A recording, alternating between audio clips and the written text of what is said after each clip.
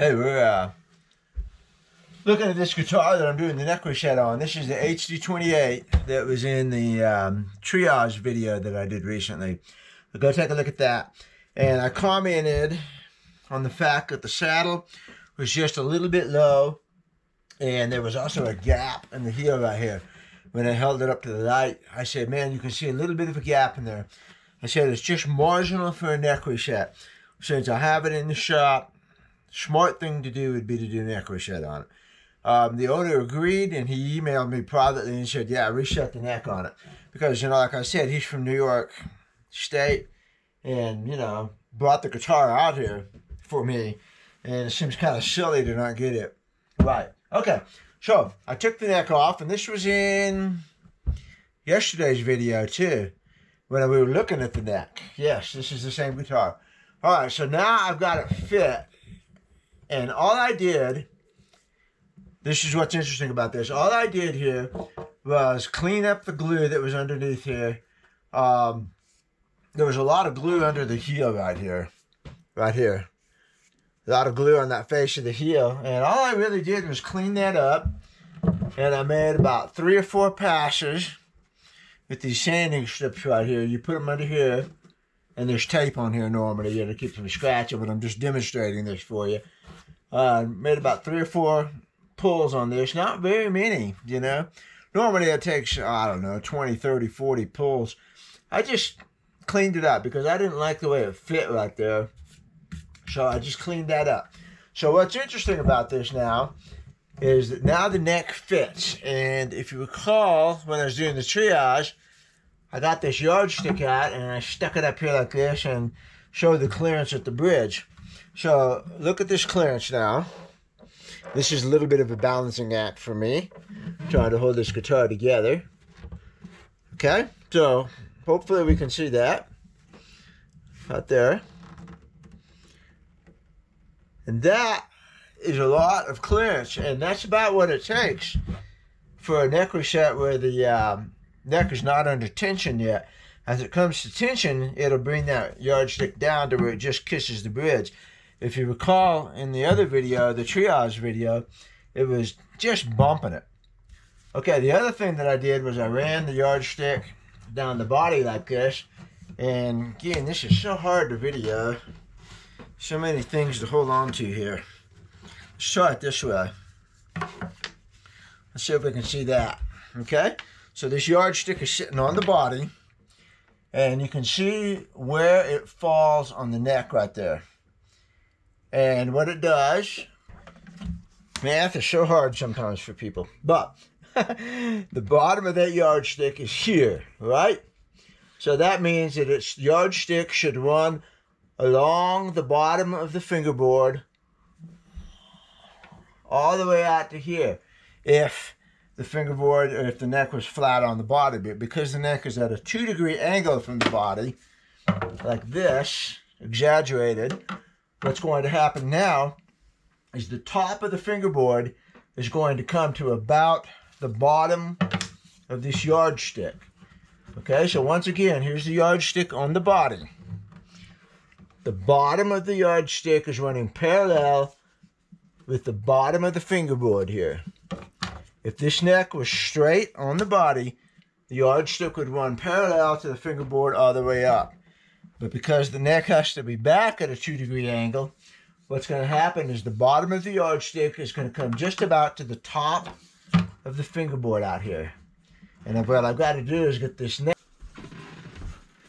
God, these things come to you sometimes. Yeah, here's the yardstick going down the neck, and you can finally see what I was trying to illustrate over there. Here's the yardstick on the neck. It's on the body, coming down the body right there. And you can see that the bottom of the yardstick is right about the top of the fingerboard here. Okay? That suggests to me this is going to be a pretty good neck angle. Okay, we're going to run it down the fingerboard like this. And we're going to see what falls on the bridge. And it's going to clear that bridge by quite a bit right now. In fact, it's almost at the top of the saddle. Okay, once again, that is not a, what's the word I want? definitive measurement. It's not a definitive measurement. It is just simply a second check. But when I started, that wasn't true. The yardstick crossed and went down here to almost the bottom of the fingerboard. So that means the neck was on there straight. So my whole point in all this that I'm trying to get across is that all I did was clean the glue up off of here.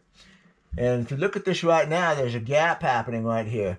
And you might think that because all I did was clean the glue up and there were no shims in here. I said there's probably going to be paper shims.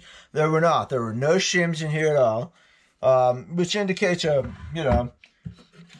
pretty good fit neck. I mean, when you're doing it at the factory, you have the option to not use shims. So all I did was take the glue off of there and fit this just a little bit better. And I want to show you something here. Look how loose that neck is already. You see that?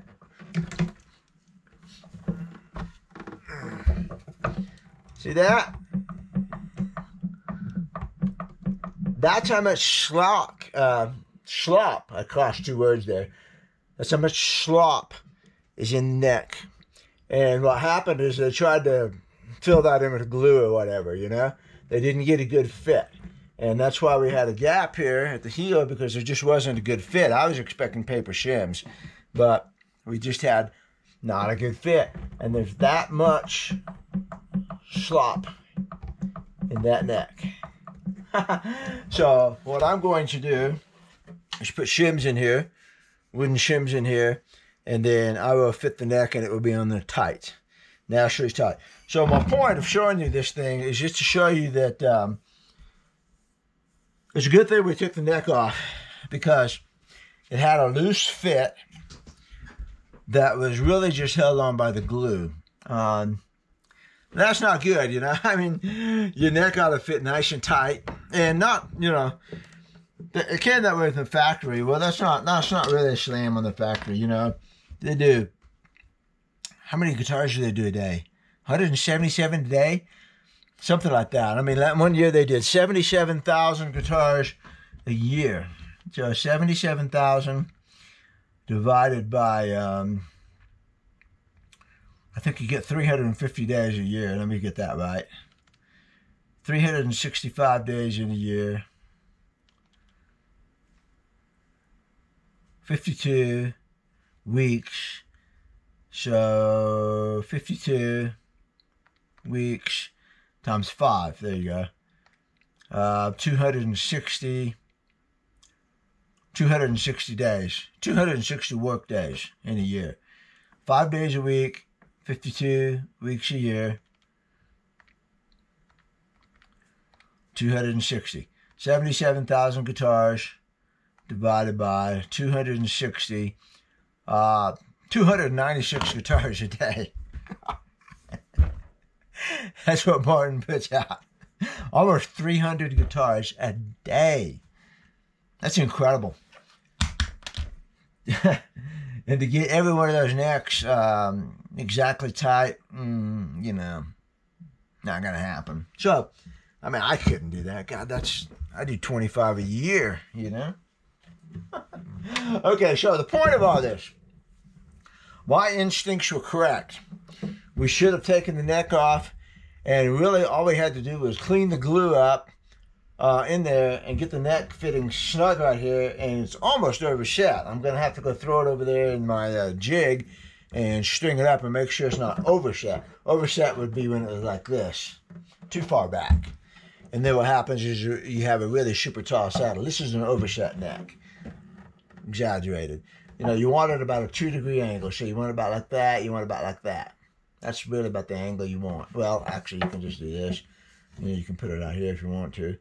But an overset neck is just as bad as an underset neck. In fact, I would rather have an underset neck because I can correct that fairly easily. If you get an overset neck, you're going to have to go to shims, and you have to go to take a little bit off the front and, manipulate it a little bit. So before I do any more sanding at all on this neck, on the heel, I'm going to go stick it in the jig over there, put some tension on the strings and see what I got. And remember, I also loosened up that truss rod nut all the way yesterday when we were looking at the neck. I loosened that truss rod nut all the way up, and so not much tension on that rod, so I'm going to check the tension and some things like that. But my point here again, one last time, is that my instincts were correct in pulling the neck because it was not on very tight at all. It's a loose fit when I got it off, so it's going to need some shims in there. We're going to get a tight fit on that neck to the dovetail, and then the neck action, or the neck angle, will actually be pretty correct. You know, I didn't sand hardly at all with these, just a couple swipes to clean up the glue along the edges to make that neck sit on there nice and snug. So all those checks that I showed in the triage video, where I showed the ruler and I showed 3 different ways to check for the neck angle so that you can cross-check yourself, all of those checks are now coming in good. And all I did was take the neck off, clean a little bit of glue up, put it back together, and all those checks are working out. So sometimes the neck reset is not the disaster that everybody thinks it is. It's just the neck was not put on quite correctly or something. And that happens once in a while when you do 300 guitars a day. That's incredible. they must have their own UPS driver, you know. 300 guitars a day. I don't know how many trucks that is. I would assume, no, I don't know. I don't know if they have their own trucks, or they must get quite a discount from UPS. So, okay, so I'm going to take this neck over to the next jig, and maybe I'll do a separate video on that one. We'll keep this one short, just to show you that my instincts were correct. So, here we go.